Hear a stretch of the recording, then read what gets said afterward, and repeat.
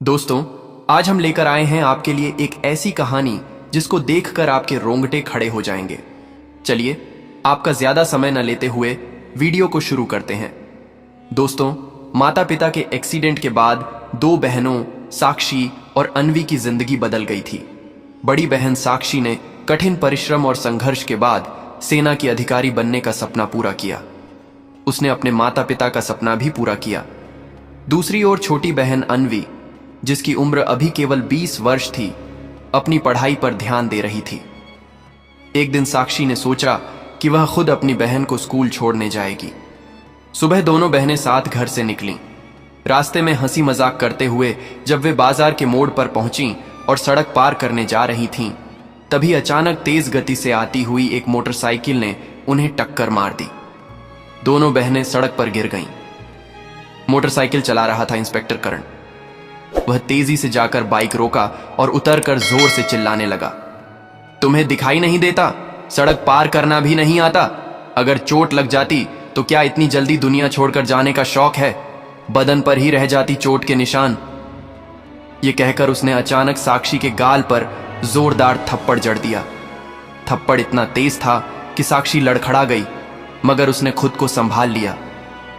यह देखकर आसपास भीड़ इकट्ठी हो गई। लोग तमाशा देखने लगे, लेकिन कोई आगे बढ़कर कुछ कहने की हिम्मत नहीं कर पाया। इंस्पेक्टर करण और भी गुस्से में बोला, यह सड़क क्या तुम्हारे बाप की है? जैसे चाहे चल रही हो और अब उल्टा मुझे ही दोष दे रही हो। साक्षी चुपचाप खड़ी सब सुन रही थी। उसकी छोटी बहन अन्वी रो पड़ी और बोली, दीदी चलो, इन्हें छोड़ दो। लेकिन साक्षी ने धैर्य रखा और केवल इतना कहा, सर, हम सड़क पार कर रहे थे, आपने हमें टक्कर मारी है, गलती हमारी नहीं आपकी है। यह सुनकर करण और भड़क उठा। आसपास खड़े लोग यह सब अपनी आंखों से देख रहे थे। उन्हें करण की गालियां और अपमान की बातें बुरी लग रही थीं। सबके सामने साक्षी को बेवजह थप्पड़ मारा गया था। आखिरकार साक्षी और अन्वी रोते हुए घर लौट आईं। घर पहुंचकर साक्षी को अपने माता पिता की याद आई और वह और टूट गई। उसने सोचा, अगर मां बाप होते तो कोई हमें ऐसे अपमानित करने की हिम्मत न करता। लेकिन साक्षी हार मानने वालों में से नहीं थी। उसने मन ही मन ठान लिया, यह इंस्पेक्टर जो कर रहा है वह कानून के खिलाफ है। मैं इसके खिलाफ शिकायत करूंगी, इसका घमंड जरूर तोड़ूंगी और इसे सस्पेंड करवा कर रहूंगी। अगले दिन साक्षी ने एक सादा सफेद साड़ी पहनकर बिल्कुल सामान्य लड़की की तरह थाने का रुख किया। वहां पहुंचने पर उसने देखा कि इंस्पेक्टर करण मौजूद नहीं था। ऑफिस में एसएचओ अमित सिंह बैठे थे। साक्षी सीधी उनके पास गई और बोली, सर, मैं रिपोर्ट दर्ज कराना चाहती हूं। मैं एक सेना की अधिकारी हूं। कल जब मैं अपनी बहन को स्कूल छोड़ने जा रही थी तब इंस्पेक्टर करण ने हमें टक्कर मारी। हमें उठाने या माफी मांगने के बजाय उसने मुझे थप्पड़ मारा और सबके सामने गालियां देकर अपमानित किया। मैं चाहती हूं आप उसके खिलाफ रिपोर्ट लिखें। एसएचओ अमित सिन्हा यह सुनकर गंभीर हो गए। उन्हें समझ आ गया कि इंस्पेक्टर करण ने बहुत बड़ी गलती की है। उन्होंने कहा, मैडम साक्षी, आप चिंता न करें, मैं इस मामले में आपके साथ हूं। करण ने जो किया वह गलत है और कानून के खिलाफ है, लेकिन अकेले मेरे लिए उसके खिलाफ कार्रवाई करना आसान नहीं होगा। इसके लिए सबूत और गवाह दोनों चाहिए। आप सबूत और गवाह जुटाइए, फिर मैं इस केस को ईएसपी और डीएम तक ले जाऊंगा। तब इंस्पेक्टर करण को उसके किए की सजा मिलेगी, लेकिन बिना सबूत हम कुछ नहीं कर पाएंगे। साक्षी ने गंभीरता से उनकी बात सुनी और मन ही मन ठान लिया कि अब किसी भी तरह सबूत और गवाह जुटाएगी। उसे पता था कि यह सिर्फ उसकी लड़ाई नहीं है, बल्कि उन सब की लड़ाई है जिनके साथ कुछ लोग वर्दी पहनकर अपनी ताकत दिखाते हैं। वह घर लौटी, मगर उसका मन बेचैन था। सोचने लगी, अब क्या किया जाए? सबूत कहां से मिलेगा? गवाह कौन बनेगा? तभी उसके दिमाग में ख्याल आया, जहां यह घटना हुई थी वहां के आसपास की दुकानों में तो सीसीटीवी कैमरे लगे हो सकते हैं।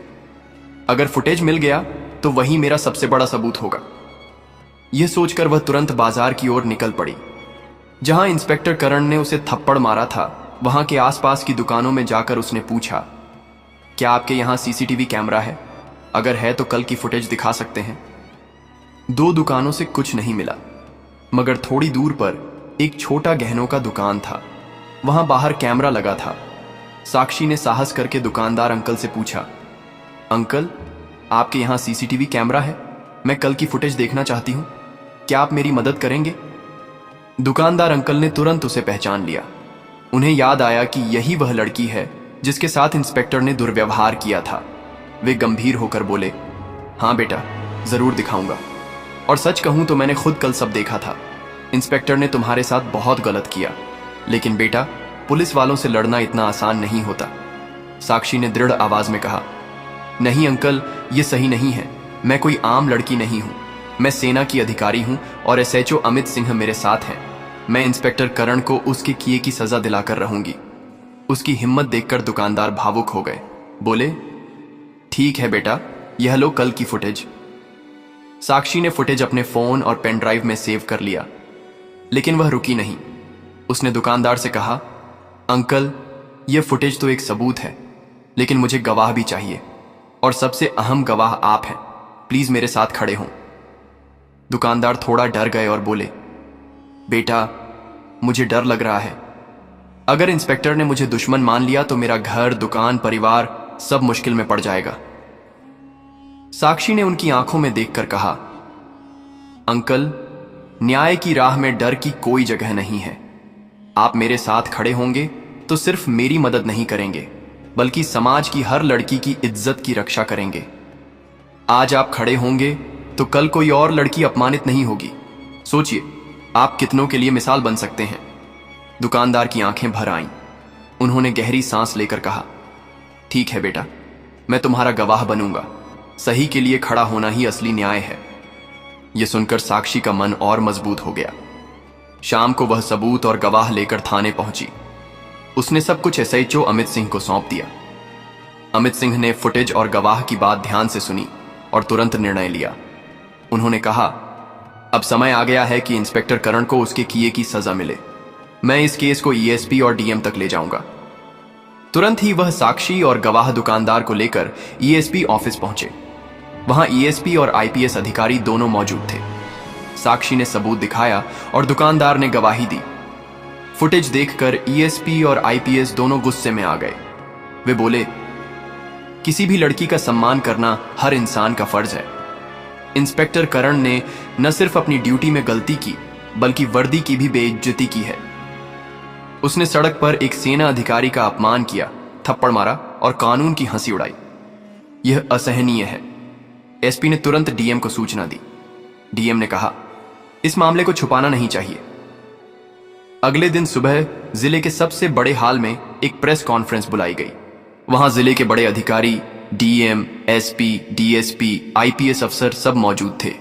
पत्रकार भी इकट्ठा हुए और सबसे महत्वपूर्ण साक्षी भी वहां थी। पूरा जिला यह देखने वाला था कि वर्दी के नाम पर गुंडागर्दी करने वाले इंस्पेक्टर करण के खिलाफ आखिरकार क्या फैसला होता है। हॉल में प्रेस कॉन्फ्रेंस शुरू हो गई। चारों ओर पत्रकारों की भीड़ थी। हर न्यूज चैनल का कैमरा चालू था।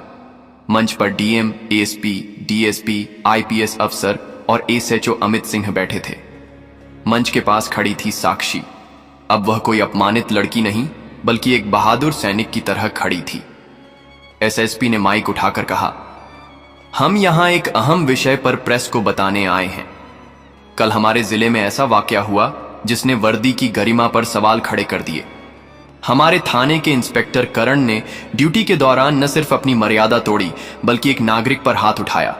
वह नागरिक कोई आम व्यक्ति नहीं, बल्कि भारतीय सेना की अधिकारी कैप्टन साक्षी हैं।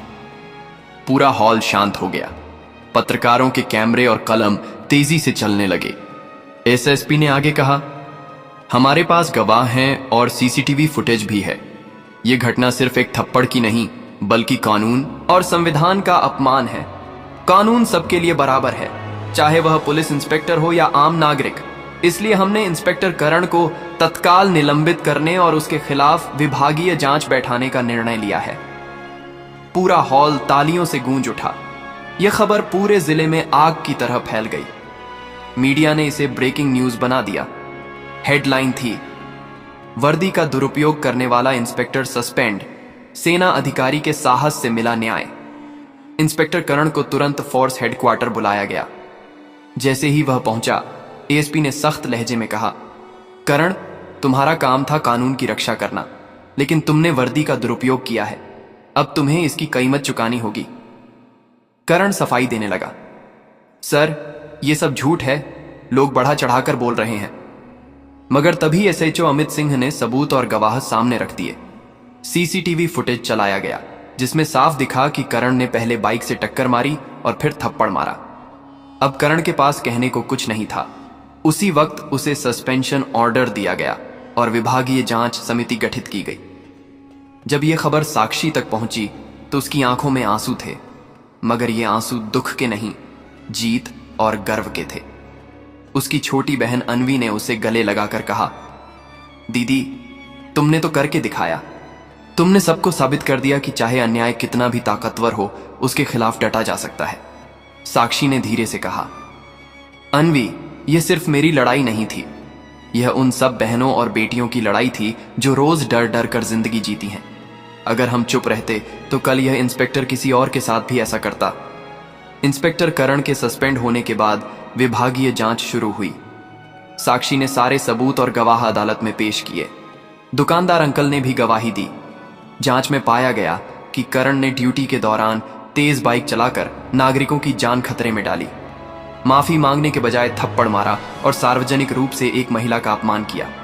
ये तीनों बातें भारतीय दंड संहिता की धारा 323 मारपीट, 334 फाट महिला का अपमान और 506 धमकी के तहत अपराध मानी गई।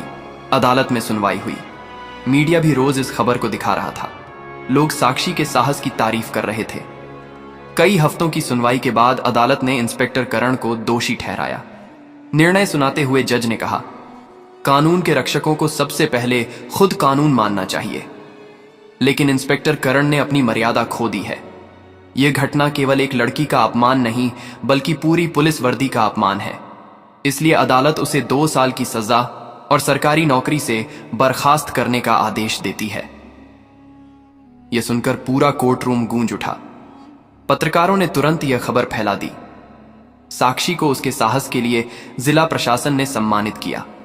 समारोह में डीएम ने कहा, कैप्टन साक्षी ने हमें दिखा दिया कि न्याय पाने के लिए साहस और धैर्य दोनों की जरूरत होती है। आज उनकी वजह से हमारी पुलिस व्यवस्था में एक बड़ा बदलाव आया है। लोग खड़े होकर तालियां बजाने लगे।